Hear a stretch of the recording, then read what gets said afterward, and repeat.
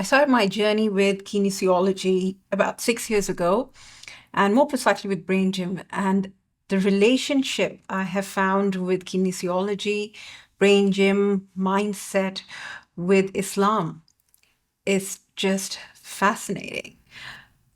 Absolutely mind blowing when I think about it. I mean, all these tools existed way back then, and science is only coming to learn about all this just recently.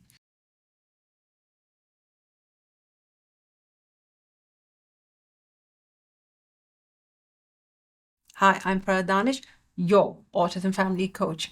So I've been studying kinesiology, more specifically brain gym, for the past about 6 years, and I've had the opportunity to apply it on kids, my children more particularly, and I've seen results. I have seen children with some profound disabilities show improvement. Um, is it a kind of therapy? No, not really. A lot of people call it a form of untherapy. But nevertheless, it's the idea about how touch, how movement can access different areas of your brain, and how it can have an impact on your heart to improve learning outcomes.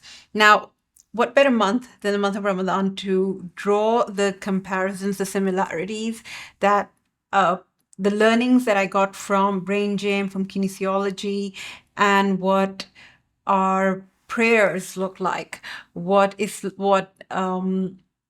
components in Islam talk about. There is so much similarity, and I'm going to talk about one of them. I'm going to start probably posting more about this. There's so many, but I'm going to start with one. The main one being is our ability to show gratitude. So I'll start with the first one, the first similarity, where we talk about touching our bellies. Okay, I'm going to just stand up a little bit to demonstrate what I'm talking about.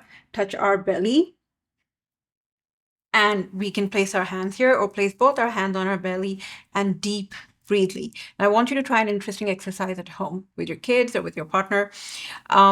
Just stand straight and have your partner slightly push you and see how easily do you sway.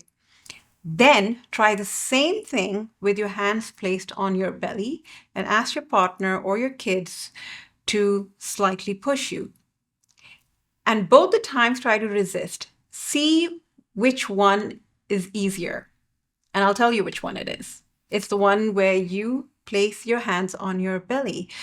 Now, why is that? That's because you draw your attention, your awareness to your belly, which is also your core. So, this is a very good grounding exercise when you place your hands on your belly. And why is that important? That's mainly for emotional stability. We need that when we're learning, when we're acquiring any new skills or knowledge in life, we need a certain level of emotional stability. And that's why our kids experience behavioral challenges when they're learning and acquiring new information.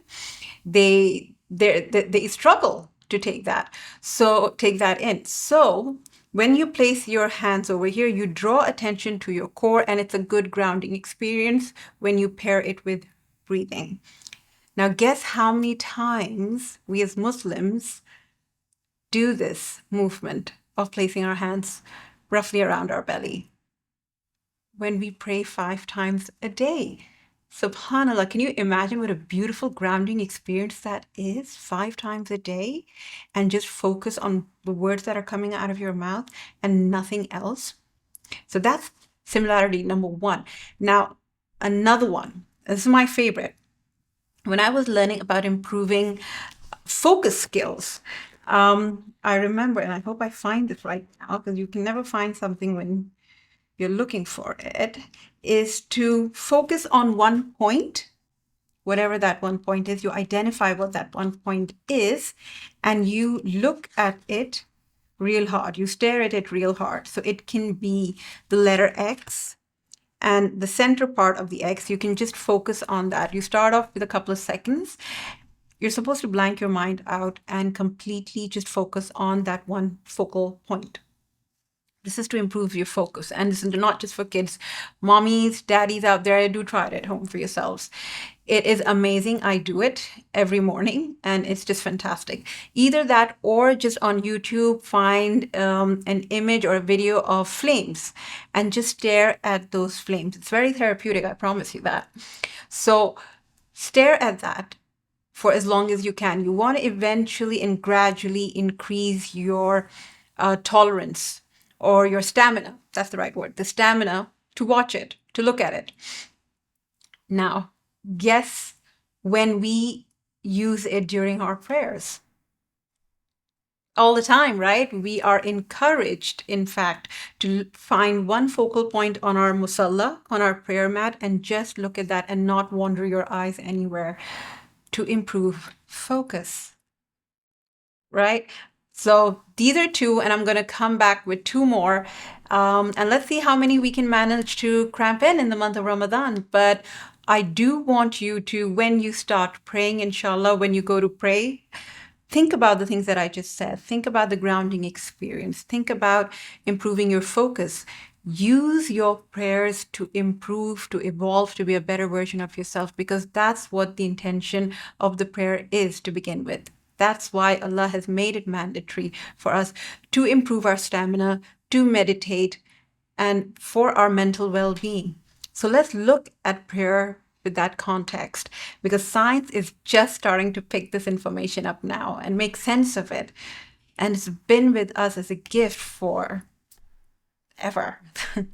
So make dua for me, and I hope you enjoyed that. Do subscribe and let me know what you thought about that. Take care. Bye now.